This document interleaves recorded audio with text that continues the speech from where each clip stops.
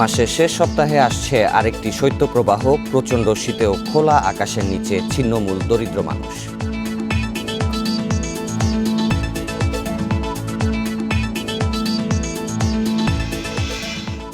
মৃত্যু না কমলেও কমেছে করোনায় শনাক্তের হার। নকল মাস্ক ও স্যানিটাইজারের বিরুদ্ধে অভিযানের তাগিদ।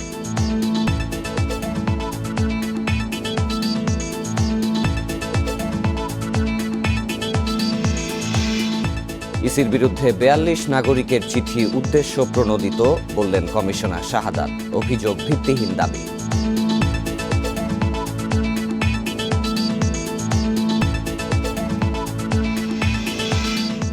তিন বছর পর চাল আমদানি করল সরকার। এ মাসেই পাওয়া যাবে বাজারে, দাম কমার আশা খাদ্য সচিবের।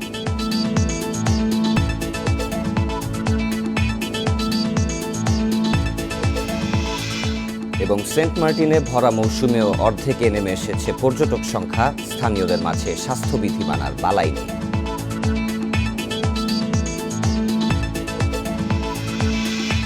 স্বাগত সকাল ৯টার বিরতিহীন ইন্ডিপেন্ডেন্ট সংবাদে। সাথে আছি সাফাদ্দিন ফরিদ এবং আরও আছি আমি ফারহানা হক। এতক্ষণ শুনছিলেন শিরোনাম, এবারে বিস্তারিত। সারা দেশে চলমান মাঝারি শৈত্যপ্রবাহ চলবে আরও ২ দিন। মাসের শেষ সপ্তাহে আসছে আরেকটি শৈত্যপ্রবাহ, এমন তথ্য জানিয়েছে আবহাওয়া অধিদপ্তর। এছাড়া আগামী কয়েকদিন ঘন কুয়াশা পড়ার আভাসও দিয়েছে আবহাওয়া অফিস। উত্তরাঞ্চলে বইছে মাঝারি ধরনের শৈত্যপ্রবাহ। কনকনে ঠান্ডা বাতাসে বিপর্যস্ত জনজীবন। কর্মহীন অলস সময় পার করছেন শ্রমিকরা। কুড়িগ্রামে রবিবার সকালে সর্বনিম্ন তাপমাত্রা রেকর্ড করা হয়েছে ৭ ডিগ্রি সেলসিয়াস। শীতের দুর্ভোগে পড়েছে বস্তি, চরাঞ্চল ও নদ নদী তীরবর্তী এলাকার হতদরিদ্র মানুষ। পঞ্চগড়ে রোববার সকালে সর্বনিম্ন ৭ ডিগ্রি সেলসিয়াস তাপমাত্রা রেকর্ড করেছে তেঁতুলিয়া আবহাওয়া অফিস। সূর্যের দেখা মিললেও ঠান্ডা বাতাসের কারণে স্থবির জনজীবন। চুয়াডাঙ্গায় সকালের দিকে কনকনে শীত থাকায় ঘর থেকে তেমন একটা বের হচ্ছেন না কেউ। একই অবস্থা মেহেরপুরেও। এদিকে শীত বাড়তে থাকায় বেনাপোল স্থলবন্দরে আমদানি রপ্তানি স্থবির হয়ে পড়েছে। দূরপাল্লার পরিবহন আসছে দেরিতে। বাস কাউন্টার থাকছে ফাঁকা। শ্রমিকেরা শুয়ে বসে কাটাচ্ছেন সময়। শীত হোক আর ঠান্ডা হোক আমরা খাদতে পারি তুই, আর শীতের খাবার দিব নাই, আমরা ইলাকানে শীতের খাবার দেওয়ার দরকার। চলি কষ্ট মষ্ট করে, কামের রুজি নাই, রিস্কের ভিতরে কম্বল সম্বল ঘরের ভিতরে নাই, বললির উপরে আসলাম ৬ মাস। আবহাওয়া অধিদপ্তর বলছে মাসের শেষ নাগাদ আসতে পারে আরও একটি মাঝারি শৈত্যপ্রবাহ। তবে চলমান শীতের প্রকোপ থাকবে অন্তত আরও ২ দিন। মৃদু বাতাস বইছে, এই জন্য শীতের প্রকোপটা একটু চলছে, যেটা আরও ২ দিন অব্যাহত থাকার সম্ভাবনা রয়েছে। যাতে উত্তর অঞ্চলে রংপুর, রাজশাহী এবং ময়মনসিংহ এবং ঢাকা বিভাগেও এই শীতের তীব্রতা অত্যাধিক, এটা আর আস্তে আস্তে একটু কমে যাচ্ছে।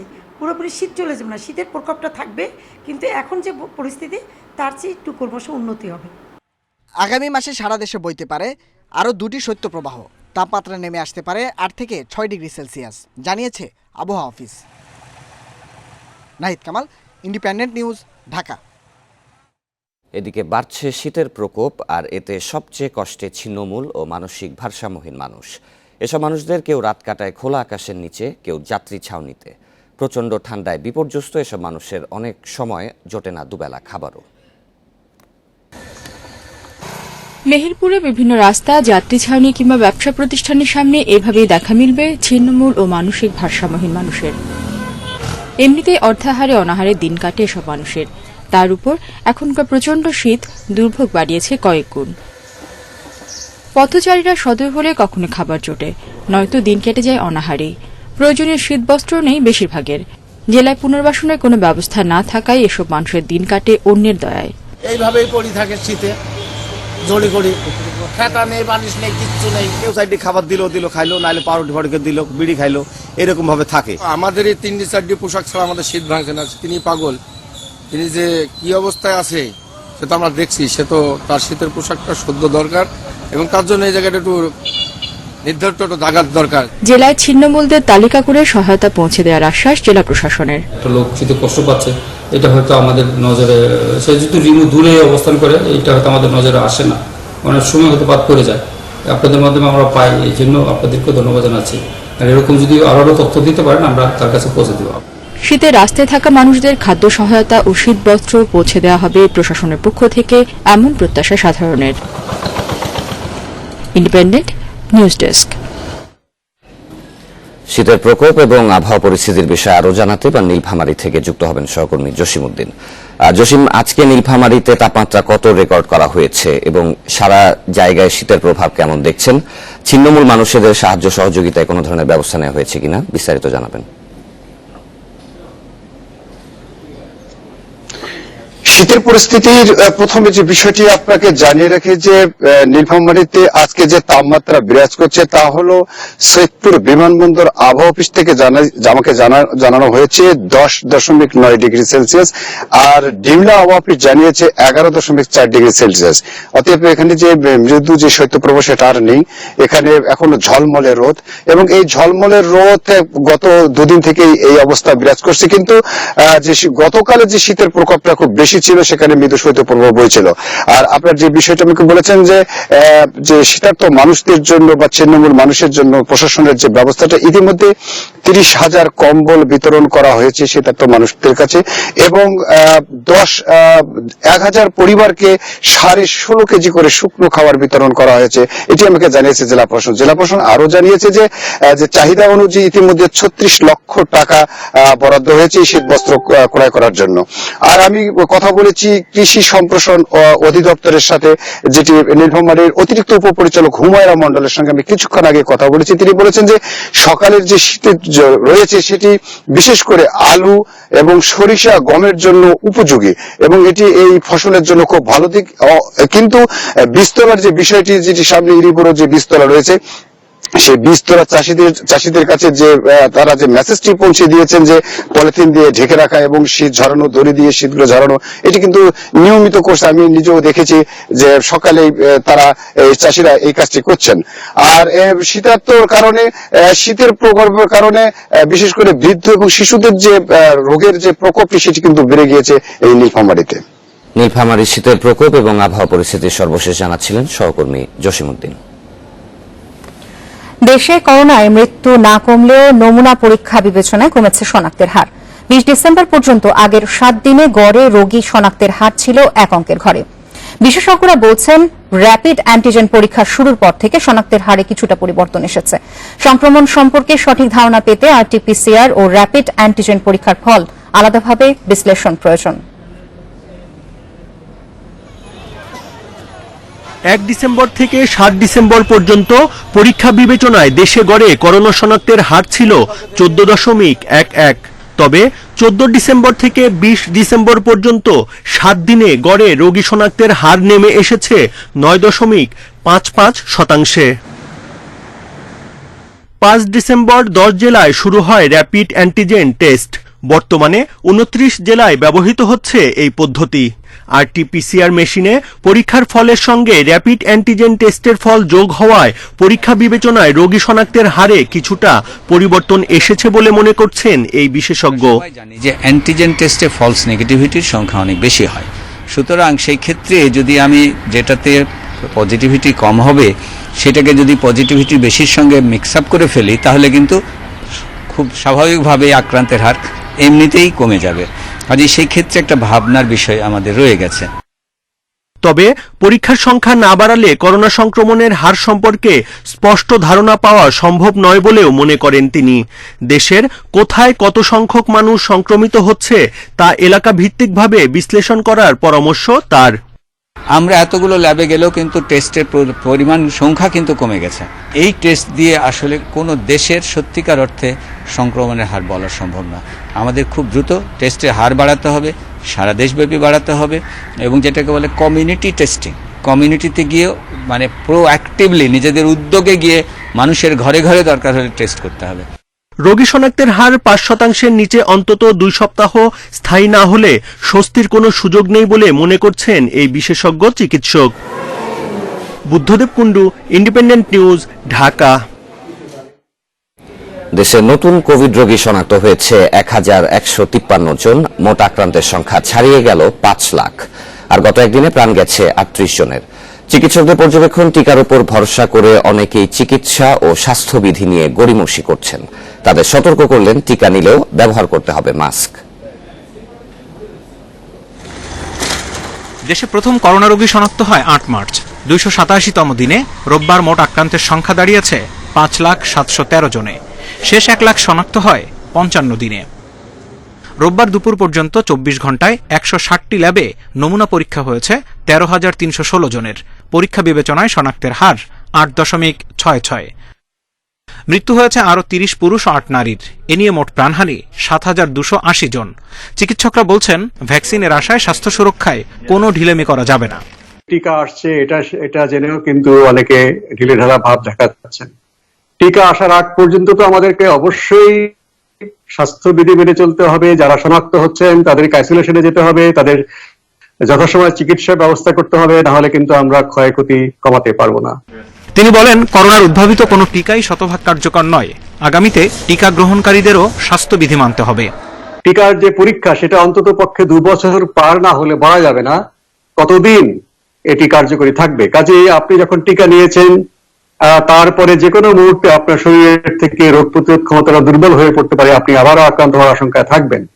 যদিও দ্বিতীয়বার তৃতীয়বার আক্রান্ত হওয়ার ঘটনা খুবই কম, তারপরেও সেই খুবই কমের ভিতরে কিন্তু আপনিও পড়ে যেতে পারেন।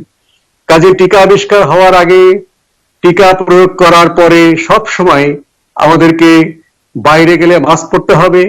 স্বাস্থ্য অধিদপ্তরের বিজ্ঞপ্তি অনুযায়ী একদিনে নতুন করে সুস্থ হয়েছেন 1,926 জন।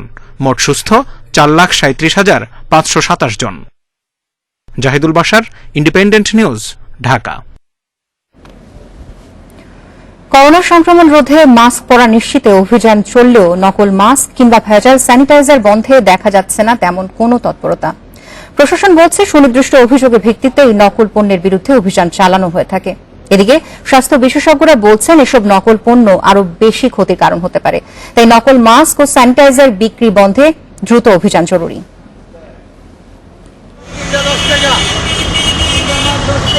ঢাকার প্রতিটি সড়ক বা ট্রাফিক সিগন্যালে দেখা যায় মাস্ক বিক্রির এমন দৃশ্য। যদিও দেশে করোনা সংক্রমণের শুরুতে চিত্র ছিল অন্যরকম। মাস্কের দাম ছিল আকাশ ছোঁয়া, আর এখন অলিগলি থেকে শুরু করে সব জায়গায় 2 থেকে 3 টাকাতেও মিলছে মাস্ক। শীতে করোনা সংক্রমণ বাড়তে পারে এমন আশঙ্কায় মাস্ক পরা নিশ্চিতে মাসখানেক যাবৎ কঠোর অবস্থানে সরকার। আর এই সুযোগে মানহীন মাস্কের 6 লাভ বাজার। এখানে আসলে কম দামি মাস্কটাই বেশিরভাগ চলে। ক্রেতারা চাইছেন মানহীন পণ্য বন্ধেও সরকারের কঠোর অবস্থান।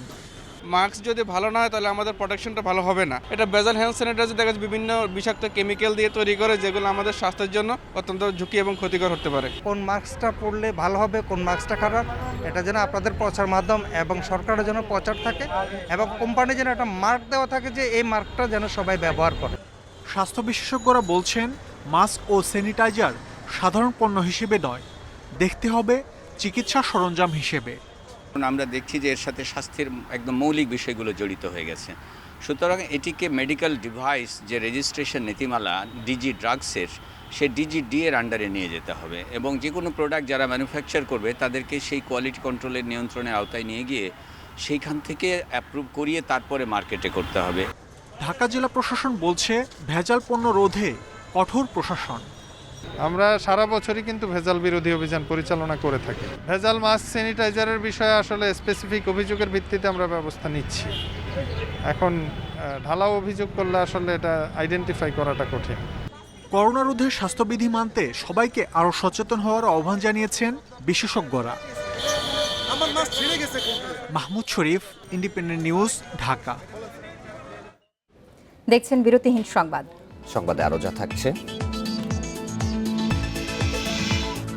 সংস্কারের অভাবে ভেঙে পড়েছে আশ্রয়ন প্রকল্পের ঘরবাড়ি, থাকার উপযোগী না হওয়ায় ঘর ছাড়ছেন অনেকে।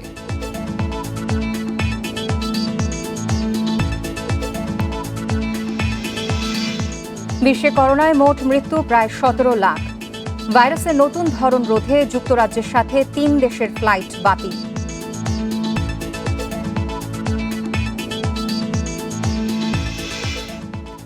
নির্বাচন কমিশনের বিরুদ্ধে অসদাচরণের অভিযোগে রাষ্ট্রপতির কাছে 42 জন নাগরিকের চিঠি দেয়াকে উদ্দেশ্য প্রণোদিত বলছেন নির্বাচন কমিশনার শাহাদাত হোসেন চৌধুরী। চিঠিতে যেসব অভিযোগ আনা হয়েছে সেগুলো ভিত্তিহীন বলেও দাবি করে তারা। এদিকে রাষ্ট্রপতির কাছে থাকায় এ নিয়ে কথা বলতে চাননি প্রধান নির্বাচন commissioner K M Nurul Huda. নির্বাচন কমিশনের বিরুদ্ধে আর্থিক অনিয়ম, দুর্নীতি ও অর্থ সংশ্লিষ্ট অসদাচরণের অভিযোগ তুলে সোমবার রাষ্ট্রপতির কাছে চিঠি দেন ৪২ বিশিষ্ট নাগরিক। এ বিষয়ে সুপ্রিম জুডিশিয়াল কাউন্সিল গঠনের পরামর্শও তাদের। সুনির্দিষ্ট ৯টি অভিযোগের মধ্যে বিশেষ বক্তা হিসেবে ২ কোটি টাকা গ্রহণ, নিয়োগের নামে ৪ কোটি ৮ লাখ টাকার দুর্নীতি, নিয়ম বহির্ভূতভাবে ৩টি করে গাড়ি ব্যবহার এবং ইভিএম কেনায় অনিয়মের কথা বলা হয়েছে। এছাড়া জাতীয় সংসদ, উত্তর ও দক্ষিণ ঢাকা, গাজীপুর, খুলনা, সিলেট, রাজশাহী ও বরিশাল সিটি কর্পোরেশন নির্বাচনে গুরুতর অসদাচরণের অভিযোগও আনেন তারা। শনিবার এ নিয়ে করা হয়েছে ভার্চুয়াল সংবাদ সম্মেলন। মহামান্য রাষ্ট্রপতি দেশের সর্বোচ্চ ব্যক্তি হিসেবে, দেশের আমাদের সবার অভিভাবক হিসেবে দেশের ভালোর জন্য, মঙ্গলের জন্য, গণতন্ত্র পুনঃপ্রতিষ্ঠা করার জন্য তিনি যেটা ভালো মনে করেন সেটা অবশ্যই করবেন। রোববার বিষয়টি নির্বাচন কমিশনের নজরে আনলে একে উদ্দেশ্য প্রণোদিত বলেন নির্বাচন কমিশনার শাহাদাত হোসেন চৌধুরী। জানান, এসব অভিযোগের কোনো ভিত্তি নেই। ওনারা তো এই নির্বাচন কমিশনে ব্যবসা করতেও চেয়েছিলেন, সেই ব্যবসার সুযোগ হয়তো এই নির্বাচন কমিশনের আমলে হয়তো হয় নাই। এটা হয়তো বা কোনো উদ্দেশ্য প্রণোদিত, এবং এগুলো কোনোটাই ভিত্তি আছে বলে আমি মনে করি না। এবং এরকম একটা বিষয় উপস্থাপন করা, আমি মনে করি যে এটা সুধীজনদের জন্য এটা বিবেচনাপ্রসূত নয়। এদিকে বিশিষ্ট নাগরিকের তোলা অভিযোগ নিয়ে জানতে চাইলে রাষ্ট্রপতির কাছে যাওয়া বিষয়ে কথা বলবেন না বলে জানিয়েছেন প্রধান নির্বাচন কমিশনার KM নুরুল হুদা। রাষ্ট্রপতির কাছে পেন্ডিং থাকবে, সেটা দিয়ে কথা বলবো। রিজওয়ানুল হক, ইন্ডিপেন্ডেন্ট নিউজ, ঢাকা। ফরিদপুরের ১৫০০ গৃহহীন পরিবারের মুখে হাসি ফুটতে যাচ্ছে। মুজিববর্ষ উপলক্ষে প্রধানমন্ত্রীর আশ্রয়ন প্রকল্পের আওতায় জেলার ৯ উপজেলায় ১৫০০ পরিবারকে সেমি পাকা ঘর করে দেওয়া হচ্ছে। ২০২১ সালের জানুয়ারির মধ্যেই এসব ঘর জমি সহ সুবিধাভোগীদের হাতে তুলে দেওয়া হবে, একথা জানিয়েছেন জেলা প্রশাসক অতুল সরকার। ফরিদপুরের ৯ উপজেলায় শুরু হয়েছে মহা কর্মযজ্ঞ। দিনভর চলছে মুজিববর্ষ ভিলেজের বাড়ি তৈরির কাজ। এসব তদারকিতে ব্যস্ত সময় পার করছেন জেলা প্রশাসনের কর্মকর্তারা। আগামী জানুয়ারি মাসে প্রধানমন্ত্রী শেখ হাসিনার এই উপহার তুলে দেয়া হবে গৃহহীনদের মাঝে। আমাদের ঘর ছিল না, বাড়ি ছিল না, জায়গা ছিল না, থাকতাম পরের জায়গায়। পাকা ঘর পাইছি, এজন্য শেখের বেটিকে অসংখ্য ধন্যবাদ। আমি কোনো ঘর বাড়ি নাই, আমার শেখ হাসিনা একটা ঘর দিছে, আমি এর জন্য অনেক সুখী। মুজিববর্ষ উপলক্ষে প্রধানমন্ত্রীর আশ্রয়ন প্রকল্পের আওতায় জেলার ভূমিহীন ও গৃহহীনদের জন্য তৈরি হচ্ছে ১,৪৭০টি বসতঘর। ৪৪০ বর্গফুটের প্রতিটি বসতঘরে থাকছে ২টি শোবার ঘর, একটি রান্নাঘর ও সামনে খোলা বারান্দা। প্রতিটি বাড়ির জন্য বরাদ্দ ১,৭৫,০০০ টাকা, আর পুরো প্রকল্পে খরচ হচ্ছে ২৬ কোটি টাকা। মুজিববর্ষে মাননীয় প্রধানমন্ত্রীর উদ্যোগে ভূমিহীন এবং গৃহহীনদের জন্য গৃহ নির্মাণের দেশব্যাপী যে কর্মযজ্ঞ, যে ১ লক্ষ মানুষকে ভূমিহীন এবং গৃহ দেওয়ার যে উদ্যোগ গ্রহণ করা হয়েছে, তারই অংশ হিসেবে ফরিদপুরে কিন্তু ১৪৭০টি ঘর প্রাথমিক পর্যায়ে নির্মিত হচ্ছে। ইউনিয়ন চেয়ারম্যানদের দেয়া তথ্য যাচাই করে নিশ্চিত হওয়ার পরেই সুবিধাভোগীদের তালিকা চূড়ান্ত করেছে স্থানীয় প্রশাসন। সংসদ সদস্য এবং উপজেলা ও ইউপি চেয়ারম্যানরাও দুস্থদের মুখে হাসি ফোটাতে কাজ করছেন। ২০২১ সাল নাগাদ বাংলাদেশে কোনো গৃহহীন কোনো লোক থাকবে না, সেই উপলক্ষে আমাদের উপজেলায় ২২০টি ঘরের বরাদ্দ আছে। ইতিমধ্যে ৪০টি ঘরের কাজ সম্পূর্ণ হয়েছে। মাননীয় প্রধানমন্ত্রীর এই উদ্যোগের কারণে আজকে ভূমিহীন গৃহহীন যারা আছেন তারা ঘর পাচ্ছেন। তাদের যে সুখটা, তাদের মুখের হাসিটা দেখলে আমরা খুবই শান্তি পাই এবং এই ধরনের কাজ করতে পেরে খুবই আনন্দিত অনুভব করছি। মুজিববর্ষে কেউ গৃহহীন থাকবে না। প্রধানমন্ত্রী শেখ হাসিনার এই ঘোষণা বাস্তবায়নে ফরিদপুর সদর উপজেলায় ২৯২টি, ভাঙ্গা উপজেলায় ২৫০টি, আলফাডাঙ্গায় ২২০টি, সদরপুরে ১৭৮টি, চরভদ্রাসনে ১৫০টি, মধুখালীতে ১৪৮টি, নগরকান্দা ১৫০টি, বোয়ালমারীতে ৯২টি ও সালথা উপজেলায় ৩৫টি বসতঘর তৈরি হচ্ছে। অনিমেষ কর, ইন্ডিপেন্ডেন্ট নিউজ, ঢাকা। ভূমিহীনদের আবাসনে দেশের নানা জেলার আশ্রয়ণ প্রকল্পে নেই সঠিক পরিকল্পনা, হচ্ছে না জরুরি সংস্কার। দুর্ভোগে আছেন সরকারের এই অগ্রাধিকার প্রকল্পে ঠাঁই পাওয়া দরিদ্র জনগোষ্ঠী। সংস্কারের অভাবে ভেঙে পড়ছে ঘরবাড়ি, সুপেয় পানি ও পানি নিষ্কাশন ব্যবস্থাও নাজুক, আবার কোথাও হুমকি হয়ে দাঁড়িয়েছে নদী ভাঙন।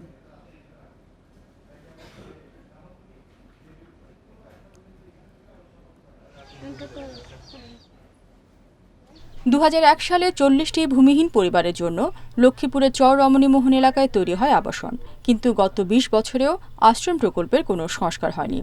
ভেঙে পড়েছে ঘরের দরজা জানলা, টিনের চালে ফুটো দিয়ে ঘরে ঢুকে বৃষ্টির পানি। দরিদ্র ভূমিহীনদের সামর্থ্য নেই এসব মেরামত করার। কেবল বাড়িঘর নয়, সুপেয় পানি ও পয়ঃনিষ্কাশন ব্যবস্থাও নাজুক। সরকার আমাদেরকে ঘর দিয়েছে আমরা সুখ শান্তিতে থাকার জন্য। এখন ঘর রয়েছিলাম কয়েক বছর, এখন ঘর ভাঙিয়া গেছে, এখন থাকতে অসুবিধা, পানি পড়ে। মানুষ যে বাইরে বৃষ্টি পড়লে ঘরে যায়, ঘরে নিয়ে আশ্রয় নেয়। আর যে এখন দেখা যাচ্ছে কি আমরা যে ঘরে বৃষ্টি পড়লে ঘরে যাবো, আমরা মানে বৃষ্টি পড়লে বাইরে আইতে আরো। জেলার আশ্রয় কেন্দ্রগুলোর আরেক হুমকি নদী ভাঙন। মোট 104টি আশ্রয় কেন্দ্রের মধ্যে 5টি ইতিমধ্যে বিলীন হয়েছে নদীগর্ভে। ঝুঁকির মুখে আছে রামগতি উপজেলা চর গজারিয়া, চর আলেকজান্ডার, তেলির চর, কমলনগর উপজেলা চর ফলকন সাহেবের হাট সহ 10টি এলাকার আশ্রয় কেন্দ্র। উপজেলা প্রশাসন বলছে আশ্রম প্রকল্পের ঘরবাড়ি সংস্কারের উদ্যোগ নেওয়া হয়েছে এবং আমরা সংশ্লিষ্ট পিএইউ সহ এসিলেনকে বলেছি সরেজমিনে এই আশ্রয়ণ প্রকল্পগুলি ভিজিট করে সেখানে কি ধরনের সংস্কার প্রয়োজন এটার একটা প্রস্তাবনা বা প্রাক্কলন তৈরি করার জন্য। পিরোজপুর জেলাতেও বেশিরভাগ আশ্রম প্রকল্পের অবস্থা নাজুক। ভাঙাচোরা অবস্থায় বেশিরভাগ ঘরবাড়ি, অনেক টিউবওয়েলই অকেজো, পয়ঃনিষ্কাশনের অবস্থা সঙ্গীন। সীমিত বরাদ্দ নিয়ে যথাসম্ভব সংস্কার কাজ চলছে জানালেন জেলা প্রশাসক। আমাকে বাথরুম নাই, এবার ঘর দিয়ে পানি পড়ে, আমরা রইতে পারতেছি না। টিউবওয়েল নাই, পায়খানা নাই, তারপরে তো একটা সাইকেল সেন্টার লাগে তা নাই, একটা স্কুল লাগে তা নাই। ইতিমধ্যে আমরা আশ্রম প্রকল্প থেকে কিছু বরাদ্দ পেয়েছি, কিছু আশ্রম প্রকল্পে মেরামত কাজ করা হয়েছে, বাকিগুলো বরাদ্দ পেলে আমরা কাজ সম্পন্ন করব। পিরোজপুরের 7 উপজেলার 14টি আশ্রম প্রকল্পে বাস করে 1212টি হতদরিদ্র পরিবার। রেশমি নন্দী, ইন্ডিপেন্ডেন্ট নিউজ। সরকারের আশ্রয়ন প্রকল্পগুলোর বেহাল দশা, বসবাসের অনুপযোগী হওয়ায় ঘর ছাড়ছেন অনেকেই। সুপেয় পানি ও পয়ঃনিষ্কাশন ব্যবস্থাও নাজুক। জেলা প্রশাসনের দাবি বাজেট না থাকায় সংস্কার বন্ধ, তাই এই অবস্থা। দুর্যোগ ব্যবস্থাপনা ও ত্রাণ প্রতিমন্ত্রী জানালেন টিআর ও কাবিখা থেকে বরাদ্দ দেওয়ার সিদ্ধান্ত নেওয়া হয়েছে। 2001 সালে ফেনীর সোনাগাজী উপজেলার আশ্রয়ন প্রকল্পে ঠাঁই হয় 120 পরিবারের। 20 বছর পর ঘরের চাল আছে তো বেড়া নেই, নেই দরজা, চালের টিনগুলো ভাঙা, রয়েছে সুপেয় পানির সংকট। সরকার আঙ্গরে ঘর দিছে, ঘরের তো আনের মেরামত করতে পারেন না। কত জয় বৃষ্টি বিজি ফুটজি লয়া কত কষ্ট করে আসে, আমরা থাকি, আমরা কানা দানারও কষ্ট। 2005 সালে জালকাঠির উত্তর কিস্তাকাঠি আবাসন প্রকল্পে জায়গা দেওয়া হয় 450 পরিবারকে। রাস্তা ও ড্রেনেজ ব্যবস্থা ভঙ্গুর, নেই চিকিৎসার সুযোগ। এখনো ঘর ভাঙ্গা হিয়ের তলে বসবাস করে, বৃষ্টি আইলে পাইলেরই পেতে কুলের তিনে রান দেখাম কেমনে মাই পোলা লই। সর্বদিকে ডেরেং ডোরেং রাস্তাঘাট সব দিকে আল্লাহ নামে আমার কষ্ট হয়। বন্যা আসলে তো এমনিও আমাকে আশ্রয় নেওয়ার জায়গা থাকে না, কোনো কমিশনে তখন খবরও লয় না যে আসিম না মরছি। চেয়ারম্যান মেম্বার তখন রায় না, যাই ভোটা এই সবাই একটু আওয়া ধরে। সারা দেশে কত আশ্রয়ন প্রকল্প রয়েছে তার সঠিক হিসেবেও নেই ত্রাণ ও দুর্যোগ মন্ত্রণালয়। তবে আশ্রয়ন প্রকল্পের এমন দুর্দশার খবর জানা রয়েছে প্রতিমন্ত্রীর। এটা আসলে সত্যি, আমি আমার সংসদ এলাকায় দেখেছি একেবারে অস্বাস্থ্যকর পরিবেশ, কোনো রকম সংস্কার করা হয় নাই। আশ্রয়ন প্রকল্প সরাসরি সংস্কার কাজের উদ্যোগ নিয়েছে, কিন্তু সেটা এখন পর্যন্ত শুরু হয় নাই। কিন্তু উপজেলার নির্দেশনা আছে টিআর কাবিটা থেকে তাদের এই সংস্কার করতে হবে। এদিকে 8,82,033টি ঘর দেওয়া হবে ভূমিহীনদের। এরই মধ্যে দুর্যোগ ব্যবস্থাপনা ও ত্রাণ মন্ত্রণালয় এবং ভূমি মন্ত্রণালয়কে নিয়ে একটি কমিটি গঠন করা হয়েছে। এই প্রকল্পের আওতায় প্রাথমিকভাবে 3 লাখ ভূমিহীন পরিবারকে 2% জায়গায় ঘর তুলে দেওয়া হবে। এবার প্রতিটি ঘরের জন্য বরাদ্দ 1,80,000 ও 3,25,000 টাকা করে। এটা নজরদারির জন্য জাতীয় কমিটি করা হয়েছে, জেলা কমিটি করা হয়েছে, উপজেলা কমিটি করা হয়েছে এবং ইউনিয়ন পর্যায়ে কমিটি করা হয়েছে। তারা এটা তদারকি করবে এবং প্রত্যেক কমিটিতে কিন্তু ইঞ্জিনিয়ারদেরকে রাখা হয়েছে। অনিয়ম রোধে এবার ভূমিহীনদের তালিকা সরাসরি তৈরি করছে প্রধানমন্ত্রীর কার্যালয়। স্পেসিফিক ডিজাইন করা হয়েছে। Hasib Mahmud Shah, independent news, Dhaka. রোহিঙ্গাদের দ্রুত প্রত্যাবাসনে প্রয়োজনীয় সব ধরনের সহযোগিতা দিতে ভারত প্রস্তুত বলে জানিয়েছেন বাংলাদেশে দেশটির হাইকমিশনার বিক্রম দোরাস্বামী। রোববার বিকেলে চট্টগ্রাম প্রেস ক্লাবে সাংবাদিকদের সঙ্গে এক মতবিনিময় সভায় এ কথা বলেন তিনি। হাইকমিশনার জানান, রোহিঙ্গাদের ফিরিয়ে নিতে মিয়ানমারকে অনুরোধ করা সহ তাদের জন্য নিরাপদ ও টেকসই প্রত্যাবাসনে কাজ করছে ভারত।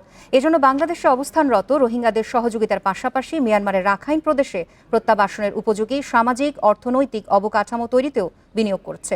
এ সময় সীমান্ত হত্যা প্রসঙ্গে সাংবাদিকদের প্রশ্নের জবাবে দোরাস্বামী বলেন, সীমান্তে হত্যা চায় না ভারত। দুই দেশের বাণিজ্যিক সম্পর্ক আরও দৃঢ় করতে সীমান্তে হাট চালু সহ নানা উদ্যোগের কথাও জানান ভারতীয় হাইকমিশনার।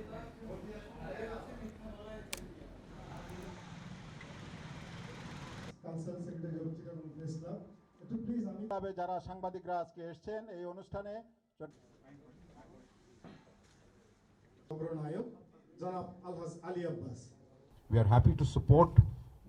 রোহিঙ্গাদের নিয়ে ভারত বাংলাদেশের মতো একই অনুভূতি লালন করে। রোহিঙ্গাদের নিরাপদ ও টেকসই প্রত্যাবাসনের কাজ চলছে।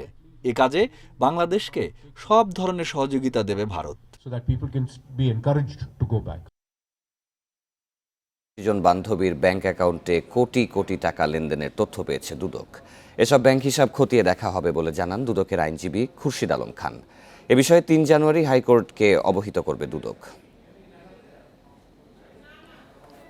প্রশান্ত কুমার হালদারের বিরুদ্ধে ৩,৬০০ কোটি টাকা পাচারের অভিযোগ। International leasing and financial services limited, first finance, people's leasing ও রিলায়েন্স ফাইন্যান্সের টাকা আত্মসাৎ করে পাচার করেছেন তিনি। দুদক মামলা করলে দেশ থেকে পালিয়ে যান পিকে হালদার। এরই মধ্যে গ্রেপ্তার না করার শর্তে দেশে ফেরত এসে পাওনাদারদের টাকা ফেরত দিতে করা আবেদনও হাইকোর্ট নাকচ করে দেয়। তবে তাকে গ্রেপ্তারে দুদকের পদক্ষেপ কি সে বিষয়ে শুনানি চলমান রয়েছে হাইকোর্টে। দুদকের আইনজীবী জানান, অবিবাহিত পিকে হালদারের ৭০ থেকে ৮০ জন বান্ধবীর ব্যাংক অ্যাকাউন্টের সন্ধান পাওয়া গেছে। এসব অ্যাকাউন্টে লেনদেনও হয়েছে। এটা এখনো ইনিশিয়াল ইনফরমেশন, বিষয়টি যাচাই বাছাই করা হচ্ছে। আমরা সূত্র পেয়েছি এবং উনি আনমেরিড, তার অসংখ্য গার্লফ্রেন্ড ছিল, তাদের নামে সে বেনামে অনেকগুলি সম্পত্তি করেছে। আমরা অনেকগুলি ডাটা পেয়েছি অলরেডি। তিনি জানান, আদালতের নির্দেশে এরই মধ্যে পিকে হালদারের গ্রেপ্তারি পরোয়ানা ইন্টারপোলে পাঠানো হয়েছে। মাননীয় মহানগর দায়রা জজ আদালত থেকে যে ওয়ারেন্ট অফ অ্যারেস্টে পেয়েছি সেটা আমরা অলরেডি ট্রান্সমিট করে দিয়েছি মিনিস্ট্রি অফ হোমকে, এবং আমার জানার মতে মিনিস্ট্রি অফ হোম অলরেডি ইন্টারপোলকে এটা পাঠিয়ে দিয়েছে। ৮ জানুয়ারি প্রায় ২৭৪ কোটি ৯১ লাখ টাকার সম্পত্তি অর্জনের অভিযোগে পিকে হালদারের বিরুদ্ধে মামলা করে দুদক। দুর্নীতি দমন কমিশন ও বাংলাদেশ ফিনান্সিয়াল ইন্টেলিজেন্স ইউনিট বিষয়টি খতিয়ে দেখছে। জান্নাতুল ফেরদাউস তানভি, ইন্ডিপেন্ডেন্ট নিউজ, ঢাকা। বার কাউন্সিলের পরীক্ষা চলাকালে হামলা ভাঙচুরের ঘটনায় রাজধানীর ৩টি থানায় ৫টি মামলা হয়েছে। এসব মামলায় আসামির সংখ্যা প্রায় ১,০০০। গ্রেপ্তার করা হচ্ছে ৪৯ জনকে। তাদের মধ্যে ২৪ জনকে একদিন করে রিমান্ডে পাঠানো হচ্ছে। রোববার ঢাকার মেট্রোপলিটন ম্যাজিস্ট্রেট মোহাম্মদ জসিমে আদেশ দেন। আলাদা মামলায় তদন্ত কর্মকর্তারা ৪৯ জনকে আদালতে হাজির করেন। তাদের ৩ দিন করে রিমান্ডে নেওয়ার আবেদন করা হলে বিচারক ২৪ জনকে একদিন করে রিমান্ডের আদেশ দেন। অন্যদের কারাগারে পাঠানোর আদেশ দেওয়া হয়। শনিবার রাজধানীর ৯টি কেন্দ্রে আইনজীবী হিসেবে অন্তর্ভুক্তির জন্য বার কাউন্সিলের লিখিত পরীক্ষা শুরু হয়। প্রশ্ন কঠিন হয়েছে এমন দাবি তুলে পরীক্ষা বর্জন করেন ২ কেন্দ্রের শিক্ষার্থীরা। কেন্দ্র দুটি হল মোহাম্মদপুর সরকারি মডেল স্কুল অ্যান্ড কলেজ এবং ঢাকা মহানগর মহিলা কলেজ। এছাড়া কিছু পরীক্ষার্থী অন্য কেন্দ্র থেকে ওইসব প্রতিষ্ঠানে গিয়ে পরীক্ষা বন্ধ করে দেন।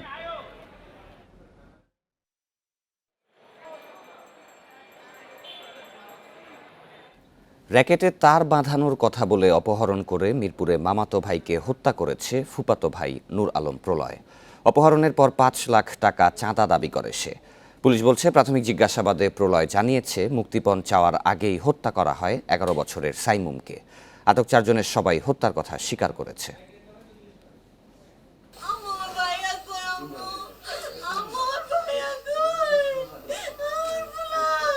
সন্তান হারা মায়ের কান্না, অশ্রুসিক্ত চোখ যেন খুঁজে ফিরছে নারী ছেঁড়া ধন।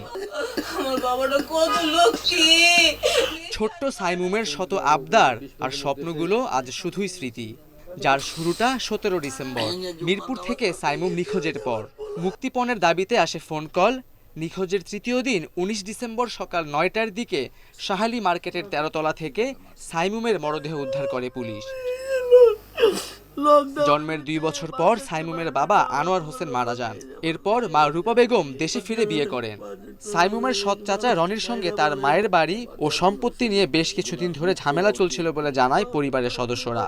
তাদের অভিযোগ, মাঝে মধ্যে হুমকি দিতেন রনি। পরিবারের অভিযোগ, সম্পত্তির লোভেই সাইমুমকে হত্যা করা হয়েছে।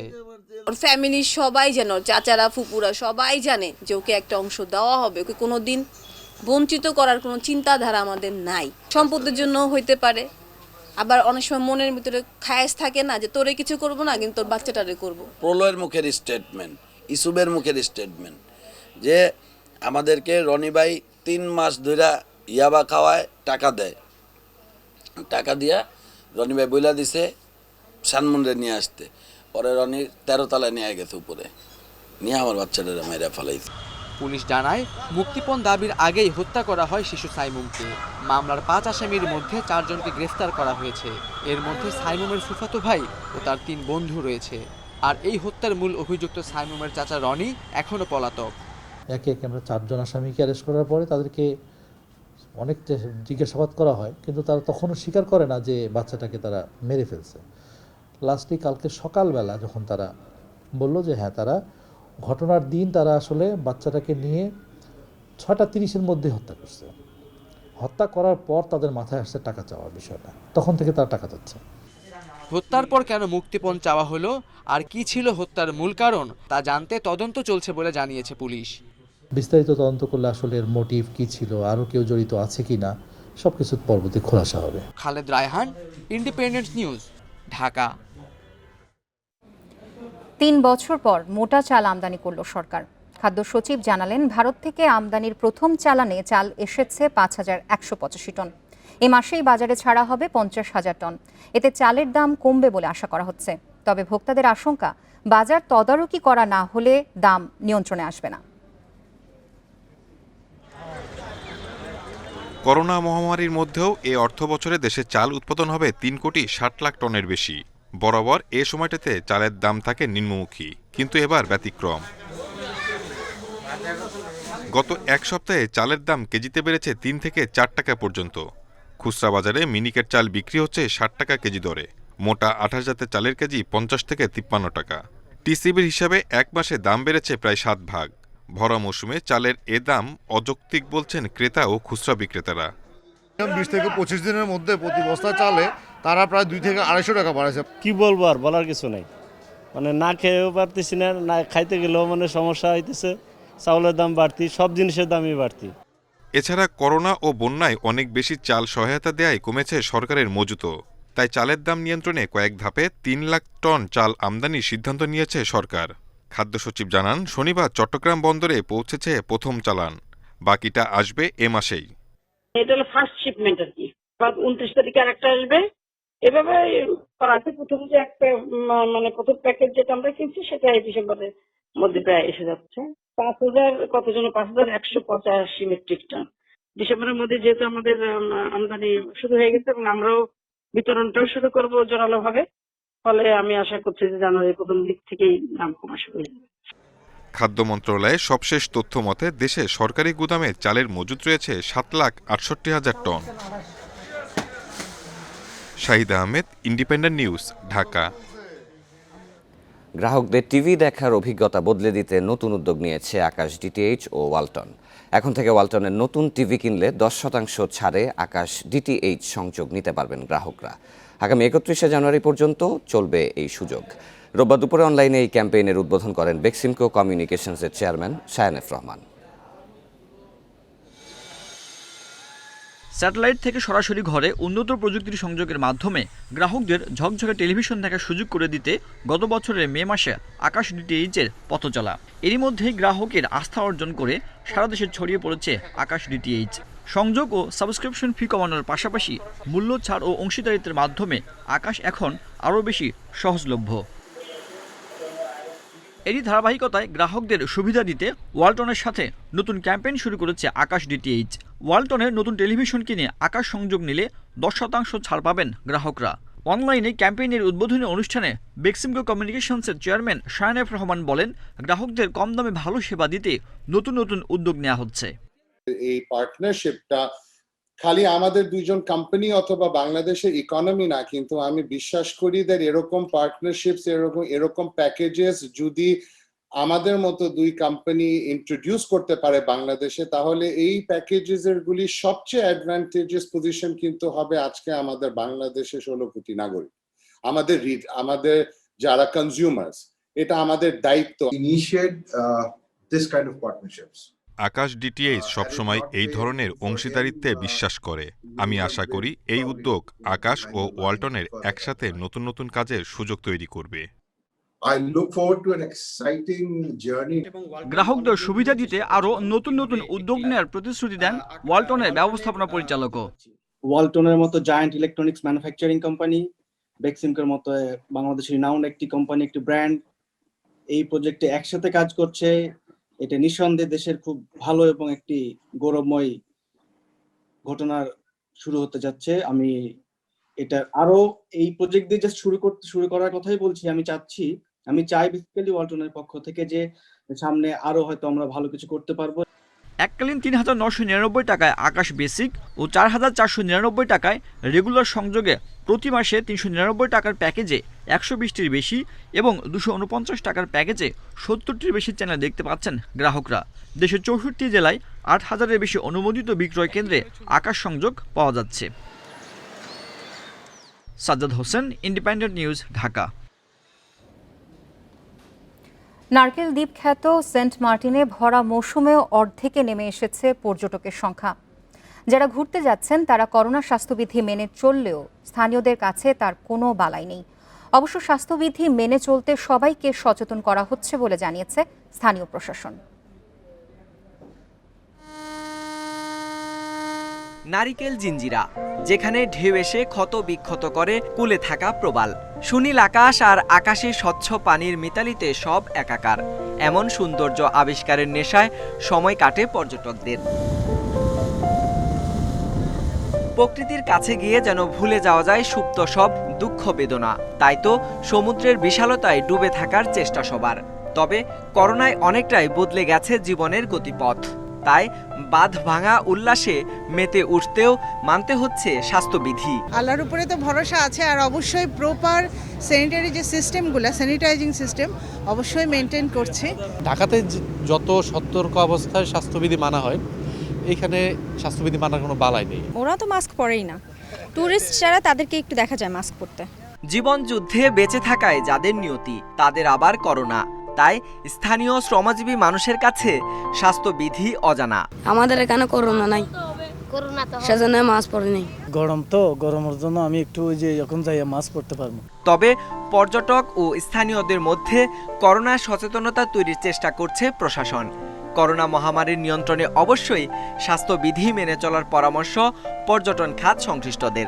আমরা প্রথমে গুরুত্ব দিচ্ছি, সবাইকে মাস্ক পরার জন্য বাধ্যতামূলক করতেছি, মাইকিং করতেছি এবং তাদেরকে আমাদের ভ্রমণের জন্য তাদের কোনো জীবনের ঝুঁকি না হয় সেগুলি আমরা নির্দেশনাগুলি দিচ্ছি। পর্যটন পুলিশ, রিসোর্টের যারা, হোটেলের যারা মালিক আছেন এবং এই ব্যবস্থাপনার সাথে যারা জড়িত আছেন, তাদেরকে অবশ্যই এই বিষয়গুলোকে অত্যন্ত কঠোরভাবে স্বাস্থ্যবিধি মেনে চলতে হবে। পর্যটনের উপর নির্ভরশীল মানুষদের নিজেদের স্বার্থেই স্বাস্থ্যবিধি মেনে চলার পরামর্শ দিচ্ছেন খাত সংশ্লিষ্টরা।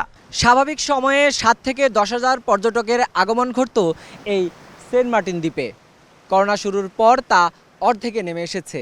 এরপরও রয়েছে স্বাস্থ্য ঝুঁকির আশঙ্কা। তাই পর্যটকদের স্বাস্থ্যবিধি মেনে ভ্রমণ করার পরামর্শ দিচ্ছেন পর্যটন সংশ্লিষ্টরা। Sohel Rana, independent news, Saint Martin. বিশ্বে করোনায় মৃতের সংখ্যা প্রায় 17 লাখ। একদিনে প্রাণ গেছে 8,000 মানুষের। নতুন করে 5,39,000 শনাক্ত নিয়ে আক্রান্তের সংখ্যা 7,71 লাখের বেশি।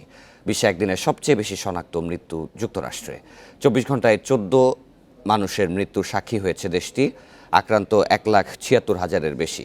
সংক্রমণের দিক থেকে দ্বিতীয় অবস্থানে থাকা ভারতে 24 ঘন্টায় 24,500 নতুন রোগী শনাক্ত হয়েছে। এ নিয়ে দেশটিতে আক্রান্তের সংখ্যা 10,56,000-এর বেশি। নতুন 3 শতাধিক মৃত্যু নিয়ে প্রাণহানি ছাড়ালো 1,45,000। এছাড়াও রাশিয়ায় 511, ব্রাজিলে 408, ইটালিতে 352, জার্মানিতে 350 জনের মৃত্যু হয়েছে। সংক্রমণ বাড়ায় বিভিন্ন দেশে বাড়ানো হয়েছে কড়াকড়ি।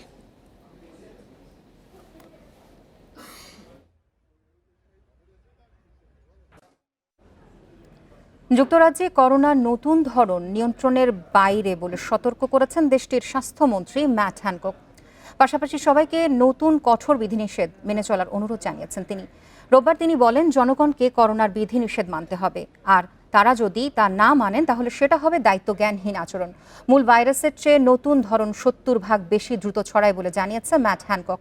এর আগে করোনার নতুন ধরনের শনাক্তের পর লন্ডন ও দক্ষিণ পূর্ব ইংল্যান্ডে 4 স্তরের বিধিনিষেধ আরোপ করা হয়।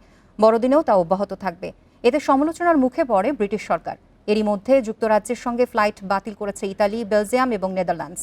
এদিকে করোনার নতুন ধরন সম্পর্কে বিস্তারিত তথ্য সংগ্রহে ব্রিটিশ কর্মকর্তাদের সঙ্গে যোগাযোগ রাখা হচ্ছে বলে জানিয়েছে বিশ্ব স্বাস্থ্য সংস্থা।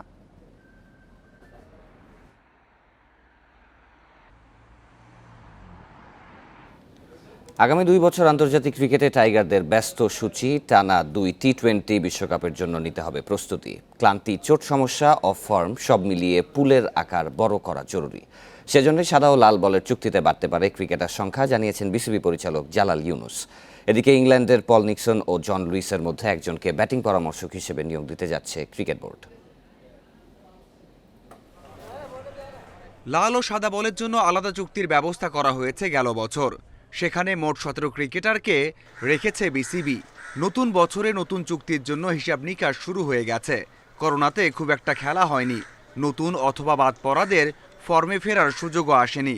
বছর শেষে বিসিবি প্রেসিডেন্টস কাপ আর বঙ্গবন্ধু টি-20তে নতুনদের আবাহন মিলেছে।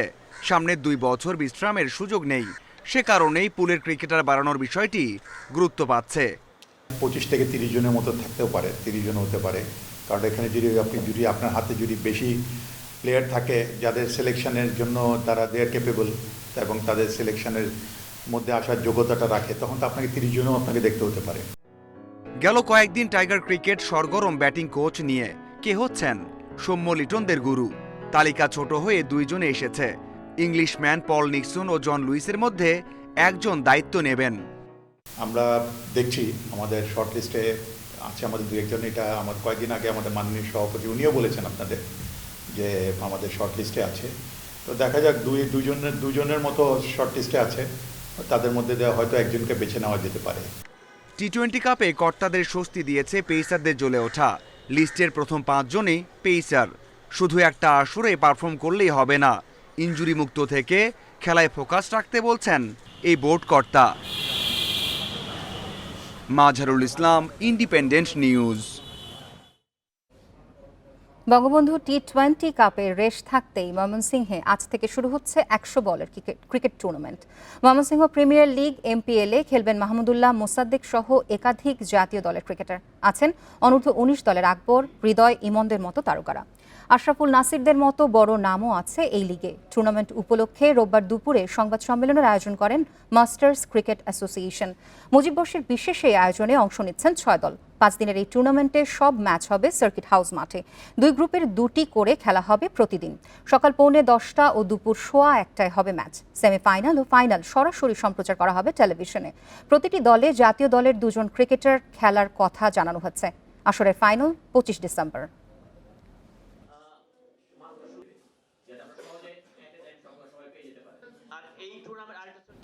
কুমিল্লার বুড়িচংয়ের দক্ষিণ গ্রামে জন্মানো আলোচিত হলুদ আবহ পদ্মটির নাম দেওয়া হয়েছে গোমতী।